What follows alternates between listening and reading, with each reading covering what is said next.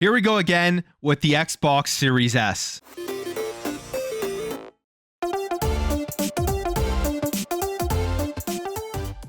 All right, guys, before we get into this, my goal is to hit 10K subscribers by the end of the year, and I see a lot of you are new here. If you like daily content, you like these styles of videos, please consider hitting that subscribe button. All right, so as we know, this generation, as soon as they announced the Xbox Series S, you had a ton of haters, a ton of naysayers saying that that console was going to hold back this generation, as developers were going to have to develop their games for the lowest common denominator, which would be the Xbox Series S in terms of power, comparing it to the Xbox Series X and the PlayStation 5. Now, right off the bat, we've seen multiple games come out this generation so far for the Xbox Series S that have been very well optimized for what the console can do, which is 1080p, dynamic 1080p, 1440p, and then 60 frames per second, even multiple games at 120 frames per second. I think there are more 120 FPS games on the Xbox Series S than there are on the more powerful PlayStation 5. So that alone is real world data that we can look at,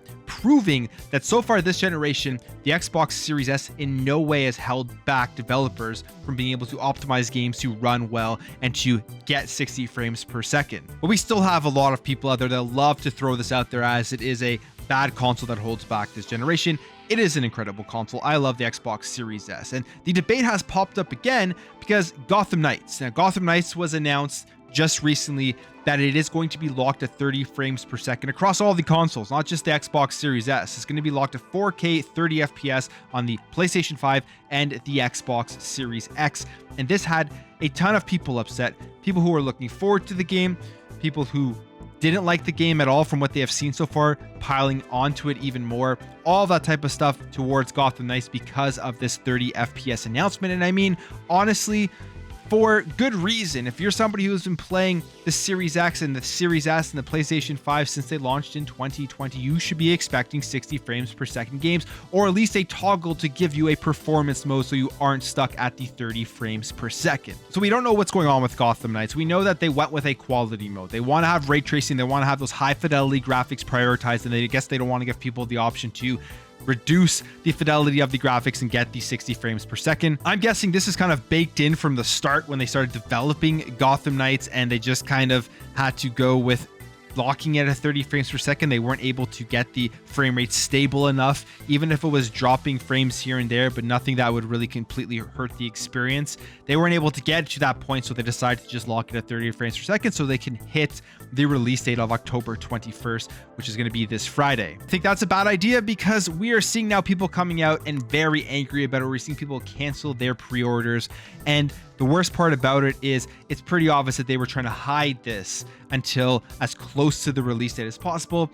And obviously that isn't going to work as the numbers have released. But then we got some other developers chiming in, not even ones that worked at WB Games, that have created just a complete uproar across the internet. And honestly, kind of deserves the uproar. I don't think people should be attacking him or piling on or bullying him or anything like that. But some of the stuff this guy said on Twitter that about the Xbox Series S and why he thinks it's so hard to develop for the console, all that type of stuff, absolutely just absurd. So let's take a look at what he said. So first of all, this showed up on my Twitter account via the Red Dragon. I don't follow the Red Dragon, but I know he takes part in a lot of console war stuff and everyone's quote tweeting and talking about it.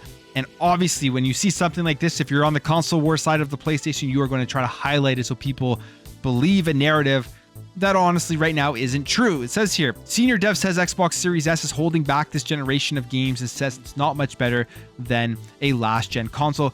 The developer Lee Devinald here from Rocksteady, who is actually just a senior artist, so has absolutely no experience from my understanding on actually optimizing these games with the code and all that type of stuff that they do to make sure that frame rates are steady, that the resolution is where it is, and that it continues to run well across all of the different styles of consoles out there. He says, I wish gamers understood what 60 FPS means in terms of all of the things they lose to make the game run that fast, especially taking into account that we have a current gen console that's not much better than a last gen one. He was then asked, interesting, I am genuinely wondering, where would be the bottleneck, if there is any, in the latest console? Do we already have dates on that? Are these consoles globally balanced? His response, which I think is his first hint that he really doesn't know too much about what he's talking about. He says here, Series S GPU mostly.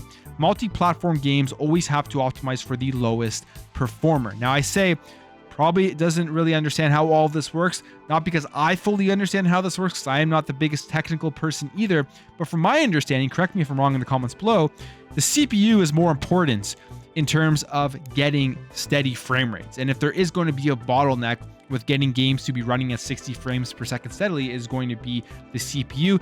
We know with the Xbox Series S, the CPU is virtually just the same one that is in the Xbox Series X, and it is better than the one that is within the PlayStation 5. And Gotham Knights, we know, is running at 30 frames per second on the Series X and the PlayStation 5.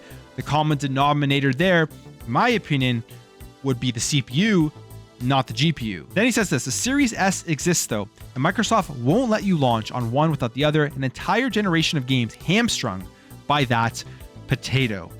Which again, I'm not a technical person, but we have all of the real life evidence in front of us right now after 2 years of the release of these consoles that it has not held back this generation. We are seeing great looking games on the Series X, the PlayStation 5, that have been properly optimized for the Series S. So you have those multiple styles of performance modes and quality modes where you get to choose whether you want to play a game at dynamic 1080p 60 frames per second, or you want to play it at a locked 1080p or a 1440p 30 frames per second. Some games even 900p 60 frames per second. Whatever some developers have to do to get that performance mode on the Xbox Series S, they have been able to do that, and that has been satisfying customers and gamers. As a developer, that's what your aim should be when it comes to the Xbox Series S, is hitting that 60 frames per second. But all of that to say, the argument is now just getting old when it comes to the Xbox Series S. There are PCs out there that are running current AAA games that are weaker than the Series S. Again, as I said multiple times, multiple games are hitting the 60 and 120 FPS. We have games, Assassin's Creed Valhalla, Cyberpunk 2077. You have all the 120s FPS shooters. Overwatch 2 that just came out. You have Call of Duty, Vanguard, and Call of Duty Black Ops Cold War. Those are great looking games all hitting the 120 FPS, Warzone 120 FPS, and just multiple other games out there that are hitting these benchmarks. At the end of the day, it's the developer's decision whether they want to optimize it for 120 or 60 FPS, or if they're going to keep it with just a quality mode. But there should be a toggle, and that's something that I think is the bigger issue when it comes to Gotham Knights. If they had even just put a toggle on there in performance mode, and you had a dynamic resolution, the frame rate had some drops here and there, but it was good enough to play, and it stayed steadily within that 50 to 60 FPS range, I think people would have been satisfied.